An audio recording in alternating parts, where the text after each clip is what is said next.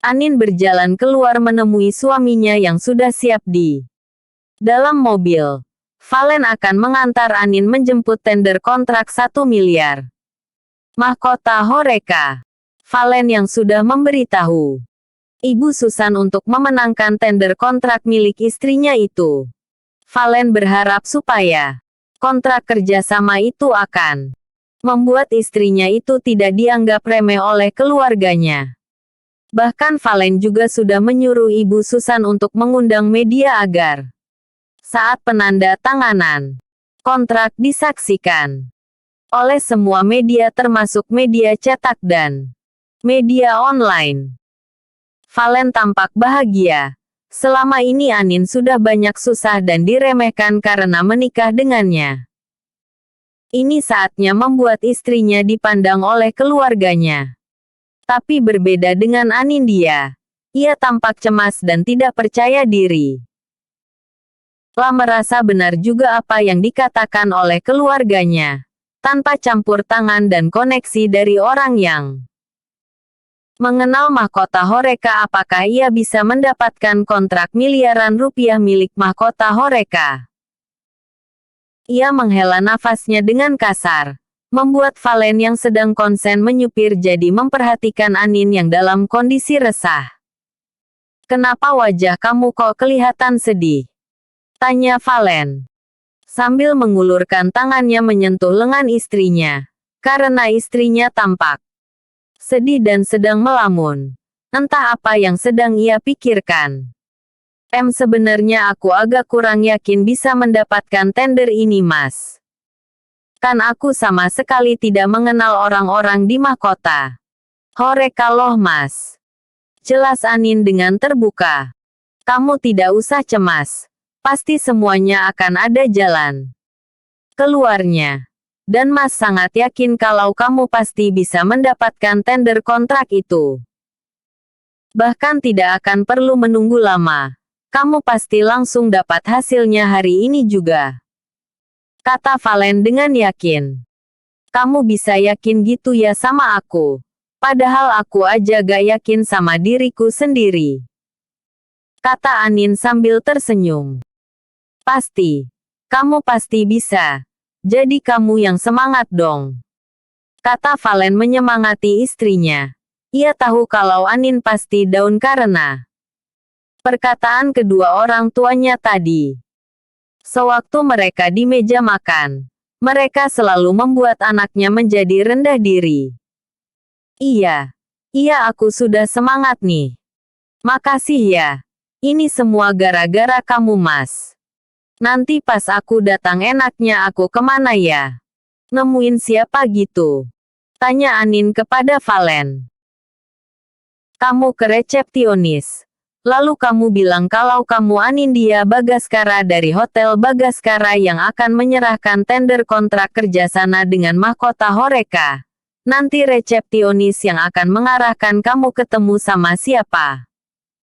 Kata Valen mengarahkan. Valen melihat istrinya mengangguk.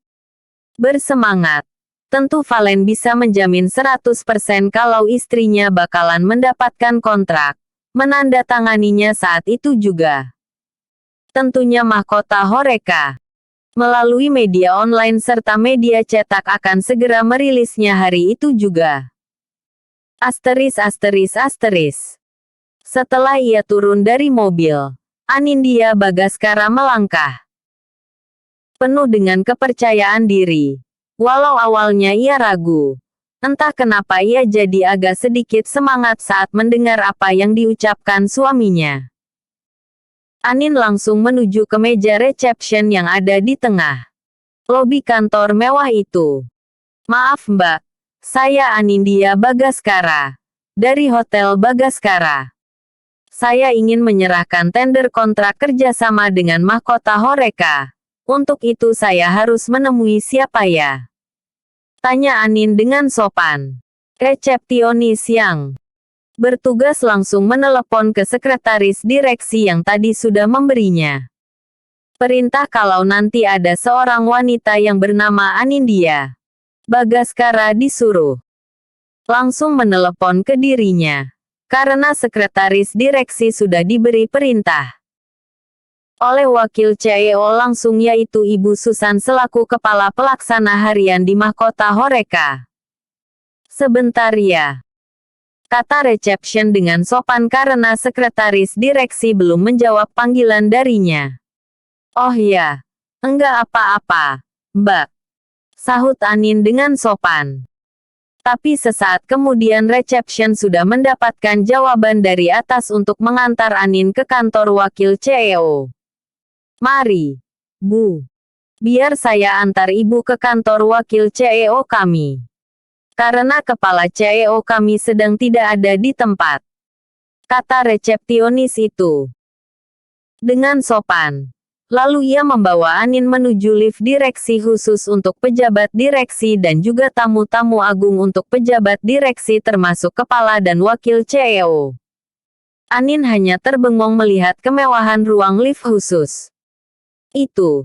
Ia juga sedikit tercengang bagaimana hal yang ia hadapi ini begitu mudah, seperti seakan dirinya itu memiliki link orang dalam yang berpengaruh di Mahkota Horeca.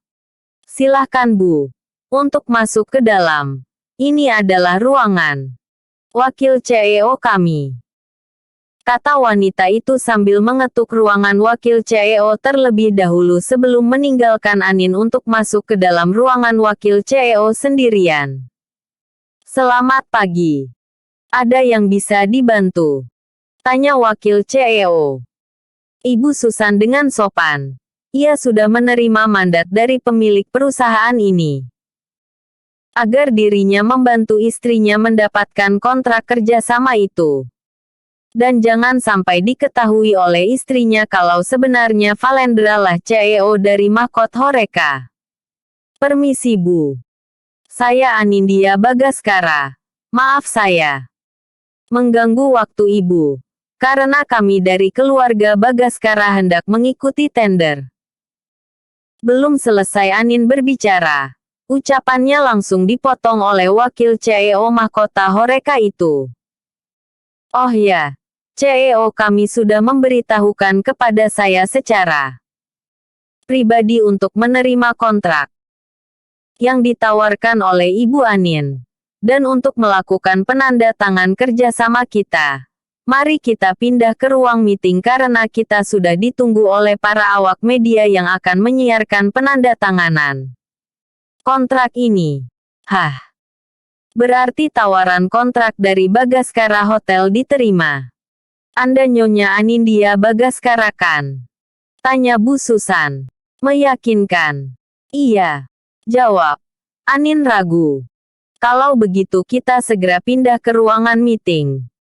Karena kita ditunggu oleh pihak legal kami dan juga media massa yang akan meliput penandatanganan kontrak kerjasama kita. Kata Bu Susan sambil mempersilahkan Anin untuk berdiri dan mengikutinya ke ruangan meeting. Anin merasa belum percaya apakah ini benar-benar terjadi. Lah sampai mencubit lengannya dan merasakan sakit. Jadi mestinya ini bukan mimpi. Asteris. Penandatanganan kontrak pun usai. Anin masih merasa gamang keluar dari kantor Mahkota Horeca dengan wajah yang pias karena belum mempercayai apa yang terjadi. Untungnya ia percaya dengan Valen, suaminya. Karena emang semudah itu mendapatkan kontraknya. Valen yang menunggu di dalam mobil merasa keheranan melihat wajah pucat istrinya. Setahunya penandatanganan berjalan dengan lancar.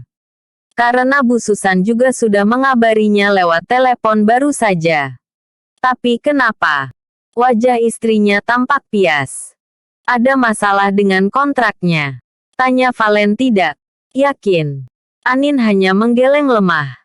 Antar aku ke Bagaskara Hotel. Aku harus memberitahukan kepada nenek kalau kita berhasil. Teriak Anin yang sudah masuk ke dalam mobil. Wah selamat ya, istriku. Kamu emang hebat, kata Valen.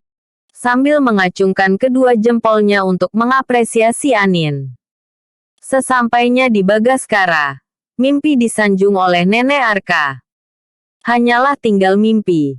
Karena hasutan Tere, Nenek tidak percaya dengan apa yang disampaikan oleh Anin. Anin, kamu gak usah bohong sama Nenek. Kamu hanya memanipulasi kertas surat perjanjian kontrak kerjasama ini kan supaya kamu tidak kami usir. Tuduh Tere, yang membuat Nenek malah percaya dengan Tere. Tapi, Anin benar mendapatkan kontrak itu. Kalau tidak percaya kalian bisa cek di web resmi Mahkota Horeca. Jelas Valen membela istrinya yang sudah menangis karena dituduh berbohong. Pergi deh kamu.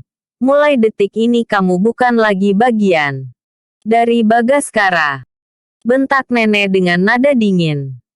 Ia kecewa dengan Anin yang tidak bisa mendapatkan kontrak itu. Padahal itu hanya perkataan Tere saja. Lagian gak mau dinikahkan sama Andrew yang jelas-jelas bisa bantu ya Nek. Kata Tere mengompori Nenek untuk marah dengan Anin. Membuat Anin berlari keluar diikuti oleh Valen yang khawatir dengan kondisi istrinya. Tiba-tiba Alan, suaminya menelepon Tere yang membuat Tere berteriak lantang. Apa? Kira-kira apa yang membuat Tere teriak-teriak?